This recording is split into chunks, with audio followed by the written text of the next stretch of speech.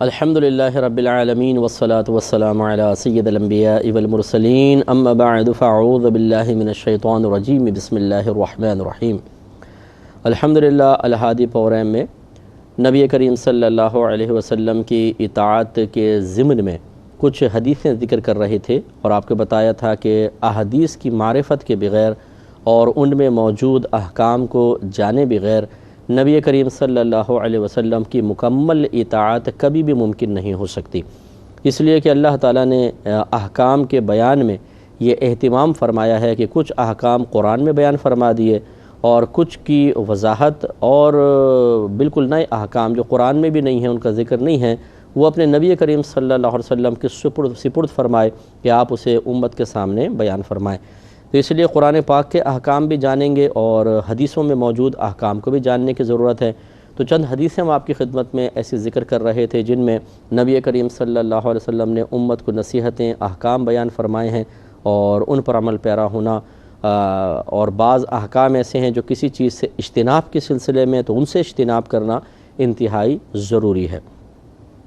یہ بھی میں نے آپ کو پہلے بتایا تھا کہ بعض احکام ایسے ہوتے ہیں جن پر عمل کرنا فرض ہوتا ہے، یعنی اس میں یا تو کام کے کرنے کا حکم ہے اور سختی ہے تو کرنا ضروری ہے، بعض میں منع میں سختی ہے تو رکنا ضروری ہے، بعض ایسے ہوتے ہیں کہ بظاہر حکم نظر آتا ہے لیکن اس میں نرمی ہوتی ہے اللہ کے نبی کی طرف سے، تو کہتے ہیں بھئی اس بات پر عمل کرنا مستحب ہے۔ جیسے نبی کریم صلی اللہ علیہ وسلم نے ارشاد فرمایا جو قربانی کا ارادہ رکھتا ہو اسے چاہیے کہ پہلی ذوالحجہ سے 10 تک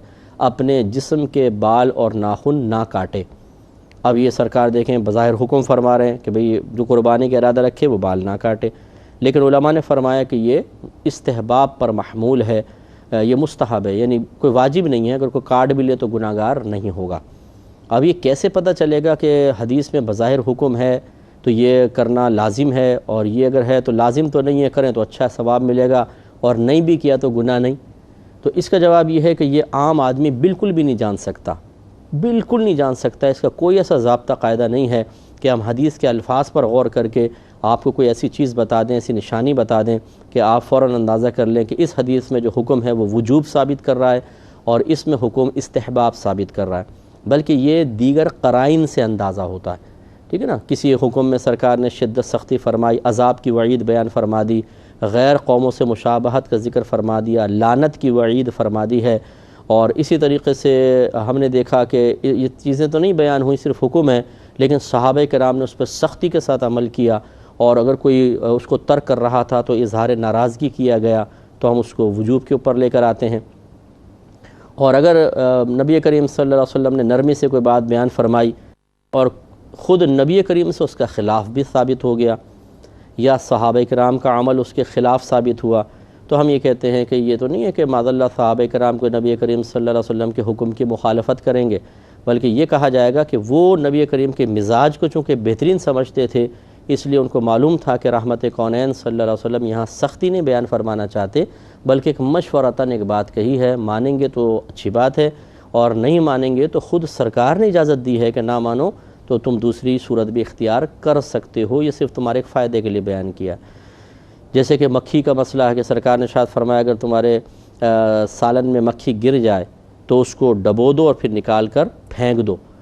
سرکار نے فرمایا اس لیے کہ اس کے ایک پر میں بیماری ہے اور دوسرے میں شفا ہے، یہ جب گرتی ہے تو بیماری والا بازو پہلے گراتی ہے، تو تم اس کو ڈبو دو تو شفا والا بازو جو ہے اس کی بیماری کا اثر کو ختم کر دے گا، پھر نکال کر پھینک دو۔ تو اب یہ ہے مستحب حکم،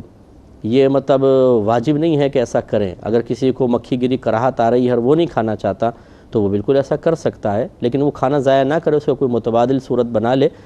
کہ مطلب کسی جیسے جانور وغیرہ کو ڈال دے، ضائع نہیں ہونا چاہیے، لیکن یہ حکم ہے بظاہر لیکن استحباب کے درجے میں ہے۔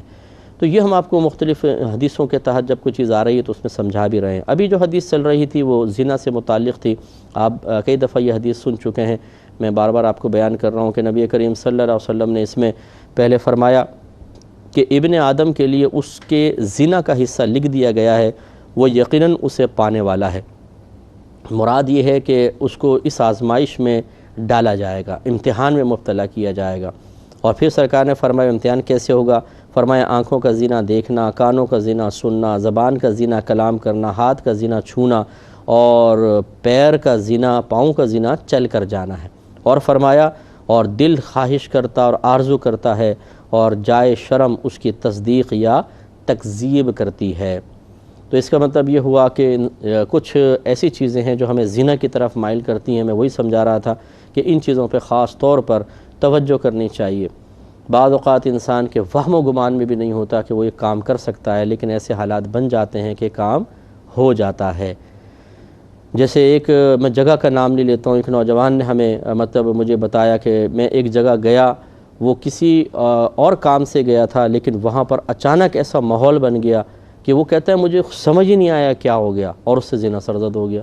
اب وہ میں تفصیل تو نہیں بتا رہا ہوں، لیکن میں سمجھا رہا ہوں آپ کو کہ بعض اوقات ایسا ہوتا ہے کہ جب انسان اچانک کسی ایسی صورتحال میں ملوث ہو جاتا ہے تو ذہن کام کرنا چھوڑ دیتا ہے۔ یہ اکثر ایسا ہو جاتا ہے کہ جو وہ ہوتے ہیں جو ذرا کمزور باطن کے ہوتے ہیں، کمزور ذہن کے ہوتے ہیں، ایک دم اچانک آنے والی پریشانی ان کے سوچنے سمجھنے کی صلاحیت کو سلب کر لیتی ہے، اور انہیں کچھ سمجھ میں نہیں آتا تو وہ اپنے آپ کو بالکل بے بس، مجبور، لاچار ہو کر حالات کے دھارے پر چھوڑ دیتے ہیں، اور گویا کہ یہ ارادہ کرتے ہیں اب ہوش میں آنے کے بعد سوچیں گے کیا ہو گیا اور کیا کرنا ہے۔ تو ہوتا پھر یہی ہے کہ جب ان سے اس طرح کی خطا ہو جاتی ہے پھر پچھتاوا دامن گیر ہوتا ہے۔ تو پچھلے پروگرام میں آپ کو سمجھا رہا تھا کہ یہ بیماریاں صرف یہ نہیں ہے کہ کوئی کنوارا لڑکا ہو، کنواری بچی ہو اس کے ساتھ ہی ہے کہ جی شادی نہیں ہوئی، تقاضائے نفسانی زیادہ ہے، بلکہ یہ ہر ایک کے ساتھ ہو سکتا ہے۔ جو شادی شدہ ہیں، عرصہ دراز سے وہ زندگی گزار رہے ہیں ایک ساتھ، ان کے ساتھ بھی ہو سکتا ہے، بڑی عمر میں جا کر بھی ہو سکتا ہے، کیونکہ یہ آزمائشیں چلتی رہیں گی ہر ایک کے ساتھ جب تک اس کا باطن اور اس کے اعضاء اس کے ساتھ ہیں، تب تک یہ معاملات ہوتے رہیں گے۔ اس کا مطلب یہ ہوا کہ کوئی ایک ٹائم پیریڈ ایسا نہیں ہے کہ جس میں ہمیں اپنے باطن کی، اپنے خیالات، نگاہوں، کان، زبان کی حفاظت رکھنی ہے، اچھی صحبت دیکھنی ہے، چھونا نہیں ہے جی مختلف چیزوں کو، بلکہ پوری زندگی میں اس کو کرنا ہے۔ اب دیکھیں نا، میرے آقا صلی اللہ علیہ وسلم نے 40 سال کی عمر میں اعلان نبوت فرمایا، اور 53 سال کے اندر آپ نے ہجرت فرمائی، 13 سالہ مکی زندگی ہے۔ اب 53 ایئرز کا کوئی شخص ہو تو اچھی خاصی عمر کا ہوتا ہے، اور میرے آقا صلی اللہ علیہ وسلم نے پھر مدینہ آ کے جو باقاعدہ بیعت فرمائی، تو میں نے آپ کو بتایا پچھلے پروگرام میں کہ آپ کبھی بھی عورتوں کو سامنے بٹھا کر بیعت نہیں کرتے تھے، پردے میں رکھ کر کیا کرتے تھے۔ یہ اشارہ ہے میرے آقا صلی اللہ علیہ وسلم کی جانب سے کہ اگر عمر آپ کی زیادہ بھی ہو جائے تب بھی آپ شرعی احکام کے مکلف رہیں گے۔ ہاں یہ ضرور ہے، میں نے آپ کو پہلے بھی کئی دفعہ سمجھایا کہ کوئی بہت ہی بوڑھی خاتون ہیں، 70 سال سے ابو ہو گئی ہیں، جو جاذب نظر بھی نہیں ہیں اور چہرے پہ جھریاں آ گئی ہیں، اور وہ معاملات ایسے نہیں ہیں کہ ان کو دیکھ کے کوئی برا خیال ذہن میں آ سکتا ہو، تو پھر ان کو دیکھنا شرعاً جائز ہے، وہ پھر شرعی احکام جدا گانا ہو جاتا ہے۔ لیکن جب تک انسان میں کچھ کرنے کی خواہش قلب میں موجود ہے، جب تک اس طرح کے خیالات آ سکتے ہیں، جب تک اس میں جاذبیت ہے، اٹریکشن ہے، اسے بالکل بہت زیادہ احتیاط کرنی ہوگی۔ تو اس لیے جو شادی شدہ حضرات ہیں انہیں بھی توجہ کرنی چاہیے۔ میں نے بہنوں کے سلسلے میں کئی دفعہ عرض کیا ہے، یہ بعض اوقات اپنے شوہروں کے سامنے، محلے کی عورتیں ہیں، کوئی رشتہ دار ہیں جن کو بظاہر پردہ کرتے ہیں تو وہ شوہروں کے سامنے تو نہیں آتی، ان کے اوصاف بیان کریں گی۔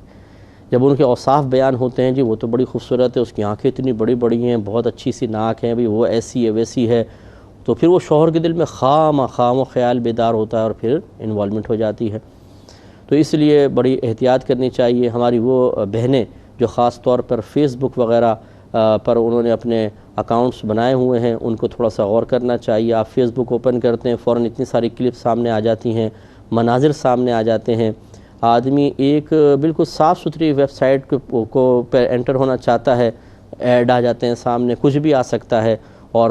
بڑی بدنگاہی ہو جاتی ہے۔ اور پھر کوئی ایک لمحہ ہوتا ہے انسان کے پھسلنے کا، بعض اوقات تو سینکڑوں چیزیں دیکھتا رہتا ہے انسان، قلب پہ اثر نہیں ہوتا، اور کبھی ایسا ہوتا ہے کوئی چیز اٹک جاتی ہے، سوئی اٹک جاتی ہے، اور بس پھر وہی انسان کی تباہی کا پہلا قدم ہوتا ہے۔ اسی لیے شریعت نے رسک لینے سے بالکل منع فرمایا، کوئی اپنے اوپر اعتماد نہ کرے، اپنے نفس پہ کبھی بھروسہ نہ کریں، کبھی شیطان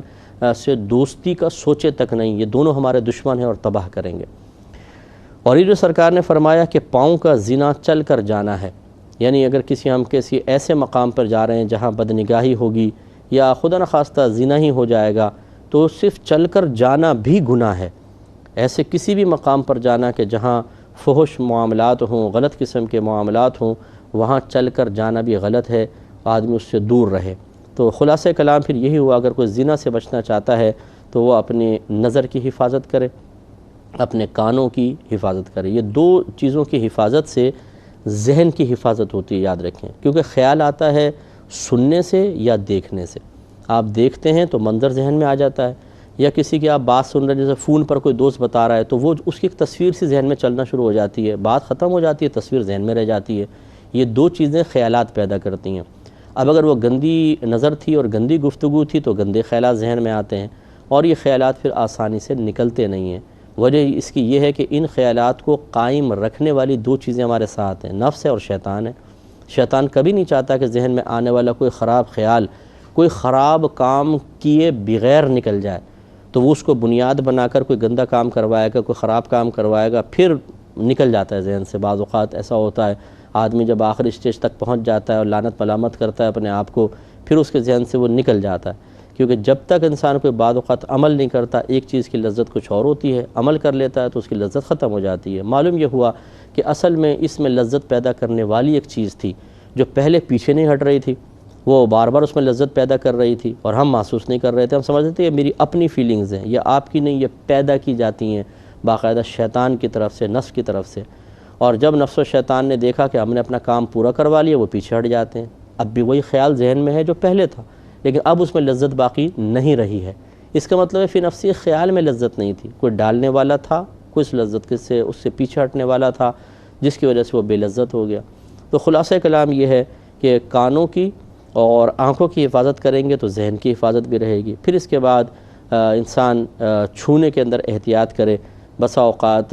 جیسے اب یہ مطلب میک اپ وغیرہ کرتے ہیں، اور خواتین کے میک اپ بھی کرتے ہیں بہت سارے مرد حضرات، اب اس میں خواتین کو چھونا ہوتا ہے۔ اب اس میں مطلب یہ کہ کس قدر بڑی آزمائش ہے۔ ہم کسی پر بدگمانی نہیں کریں گے، نہ ہمیں کرنی چاہیے کہ کوئی بری نیت کے ساتھ ہی کر رہا ہے، لیکن بہرحال حکم شرع تو اپنے مقام پر موجود ہے۔ اسی طریقے سے بعض جگہ مصافحہ کرنا پڑ جاتا ہے، جیسے باہر کے ملکوں کے اندر ہے کہ وہاں پر چونکہ دوسری کمیونٹیز کے ساتھ بھی مسلمانوں کے روابط ہوتے ہیں، تو کتنے ہم سے مسئلہ پوچھتے ہیں، بہنیں تک پوچھتی ہیں کہ بسا اوقات ہم ایک ایسے آفس کو جوائن کیا ہوا جہاں غیر مسلم ہے، وہ ہاتھ بڑھا دیتے ہیں، تو اب کیا کیا جائے؟ اور وہاں پر ہاتھ کھینچ لینا یہ انتہائی معیوب سمجھا جاتا ہے۔ تو بہرحال اس کا پھر ہم کوئی طریقہ بتاتے ہیں، مثلا ہم کہتے ہیں کہ آپ دور سے ہی بس سلام کر کے نکل جائیں، یا ایسے موٹے گلفز پہن کر رکھیں، خصوصاً جب پہلی مرتبہ انٹری ہو کہ اس پہ اگر ہاتھ بھی لگ جائے تو مطلب حرارت وغیرہ بالکل محسوس نہ ہو۔ اگرچہ وہ لوگ مطلب یہ کہ وہ تو عادی ہیں ان چیزوں کے، ان کے اوپر کوئی ایسا نہیں ہے کہ وہ کسی سے ہاتھ ملائیں تو برے اثرات، کیونکہ عموماً جو مشاہدہ وہ یہی ہے کہ جب بہت زیادہ چیز کوئی عام ہو جاتی ہے تو پھر اس کے اندر وہ جذباتیت، وہ لذت ختم ہو جاتی ہے کہ جو عموماً ایک محروم اور دور رہنے والے شخص کو محسوس ہوتی ہے، کیونکہ وہاں پہ نگاہیں آزاد ہیں، چھونا وغیرہ آزاد ہے۔ انگریزوں کی میں بات عرض کر رہا ہوں تو ان کو اتنے زیادہ کوئی محسوس نہیں ہوتا، لیکن مسلمان ہونے کی حیثیت سے ہمیں محسوس ہو نہ ہو، ہمیں تو بچنا ہے۔ اب کوئی یہ نہ کہے کہ جی آپ نے یہ کیا کہہ دیا کہ دستانے پہن کے مصافحہ کر سکتے ہیں، یہ میں مجبوری کی صورت عرض کر رہا ہوں۔ جس طرح ایک مسلمانوں کے ماحول کے لیے یا اسلام کے لیے اس وقت ادھر ایک ماحول بنایا جا رہا ہے کہ اگر مسلمان اپنے آپ کو ریزرو کرنے کی کوشش کرتا ہے تو ان لوگوں کے فوراً ذہن میں یہ آتا ہے کہ یہ ایکسٹریمسٹ لوگ ہیں، یہ اسلام میں بہت گہرائی کے اندر جانے والے لوگ ہیں، اور پھر ان کے ذہن میں فوراً کچھ اور تصورات آتے ہیں جو آپ سمجھ رہے ہیں موجودہ دنیا میں جو مسلمانوں کے خلاف حالات بنے ہوئے ہیں۔ تو ایسی صورت میں پھر ہم ایسی صورت بتا دیتے ہیں کہ جس میں گناہ بھی نہ ہو اور اسلام یا مسلمان کے خلاف پورے آفس کا یا لوگوں کا ذہن بھی نہ بنے۔ یہ بتائیے کہ کیا خواتین ڈاکٹرز کے پاس جاتی ہیں کہ نہیں جاتی، حکیموں کے پاس جاتی نہیں جاتی، اور وہ کیا ان کی نبضیں چیک کرتے ہیں نہیں کرتے؟ اب یہ تو نہیں کرتے کہ وہ اوپر دوپٹہ اور وہ پورا برقع ڈال کے اوپر سے پکڑ دیتے ہوں، بعض اوقات تو کپڑا ہٹا کے وہ نبض چیک کی جاتی ہے۔ اور بھی مطلب یہ کہ معاملات ہیں، باہر کے معاملات، باہر کی جگہ، باہر کے ملکوں میں تو یہ ہو ہی نہیں سکتا کہ کوئی خاتون کسی بھی چیک اپ کے سلسلے میں لیڈی ڈاکٹر کی ڈیمانڈ کر دے، وہاں سب مطلب یہ کہ جس کی ڈیوٹی ہے اس سے کروانا پڑے گا۔ تو سمجھانا یہ مقصود ہے کہ دیکھیں مجبوری کے اندر احکام بدلتے ہیں، تو یہ ایک الگ چیز ہے۔ تو میں آپ کو یہ سمجھا رہا ہوں کہ صورتحال ایسی ہوتی ہے کہ بسا اوقات مصافحہ کرنا پڑ جاتا ہے. اب جیسے مرد ہے کوئی، اب کوئی مطلب مردوں کو بھی چاہیے کہ بڑی احتیاط کریں باہر کے ملکوں میں خاص طور پر، کہ ٹچ نہ ہو ہاتھ، جہاں تک ہو سکے اس کے لیے کوئی بھی متبادل ذریعہ اختیار کریں. اسی طریقے سے جیسے میں نے کاسمیٹک وغیرہ کا بتایا، یا کپڑے کی دکان کوئی کھولتا چلا رہا ہے، اب وہ دیتے ہوئے ہاتھ ٹچ ہو جائے، یہ اب اپنے اوپر ہے، انسان بچا کر بھی آپ رکھ دیں شوکیس پہ جو اٹھا لیں. ضروری ہے کہ ہاتھ آگے بڑھانا، تو یہ چھونے سے بھی بڑے مسائل پیدا ہوتے ہیں اور اس کی وجہ سے خرابیاں پیدا ہوتی ہیں. اسی لیے علماء نے ڈاکٹر کے بارے میں بھی لکھا ہے کہ اگر واقعی جہاں تک اس کو چھونے کی ضرورت ہے، وہ سمجھتا ہے کہ اس کے بغیر تو کوئی گزارا ہی نہیں ہے، جیسے مثلا نفس چیک کرنی ہے، اب اس کو اندازہ کرنا چاہتا ہے، تو بقدر ضرورت وہ ٹچ کر سکتا ہے. اب وہ خود ڈاکٹر یہ غور کر لے اپنے اوپر کہ مجھے کتنا ٹچ کرنا ہے اور کرنا بھی ہے کہ نہیں کرنا. اگر نہیں چیک اپ کرنا ہے، ضرورت ہی نہیں ہے، تو پھر بلا ضرورت کرنا خطرناک ہو سکتا ہے. یہ وہ پیشے ہیں کہ مطلب اچھے مقدس پیشے ہیں، ہمیں کسی پر بھی بدگمانی نہیں کرنی چاہیے اور ہمیں حسن ظن قائم رکھنا چاہیے. لیکن جو خود کر رہا ہے، میں اس کی سوچ اور فکر کے لیے عرض کر رہا ہوں کہ انہیں خود سوچنا ہوگا کہ اگر خدا نخواستہ ٹچ کرنے سے کوئی برا خیال آ سکتا ہے اور ضرورت بھی نہیں ہے، تو بالکل پھر اس کو ٹچنگ سے رکنا ضروری ہوگا، ورنہ گناہ گار ہوں گے. ہاں یہ ضرور ہے شرعی مسئلہ کہ جہاں چھونا ضروری ہے، جیسے ڈاکٹر ہے اس کو چیک اپ کرنا ہے، اور اس کی وجہ سے برا خیال نہ چاہتے ہوئے بھی دل میں آ گیا مثال کے طور پر، تو وہ انشاءاللہ بری الذمہ ہوگا. یہ نہیں کہ اس کو جگہ دے دے اب خیال کو، لیکن اچانک اگر آ جاتا ہے، یعنی اس کو کوئی مطلب ایسا محسوس ہوا، کوئی فیلنگز پیدا ہوئیں، تو وہ فوراً لا حول ولا قوۃ الا باللہ پڑھے. لیکن اس فیلنگز کے پیدا ہونے سے وہ گناہ گار نہیں ہوگا، کیونکہ ضرورت تھی. اللہ تعالیٰ سمجھنے کی توفیق عطا فرمائے. آمین. وآخر دعوانا ان الحمد للہ رب العالمین.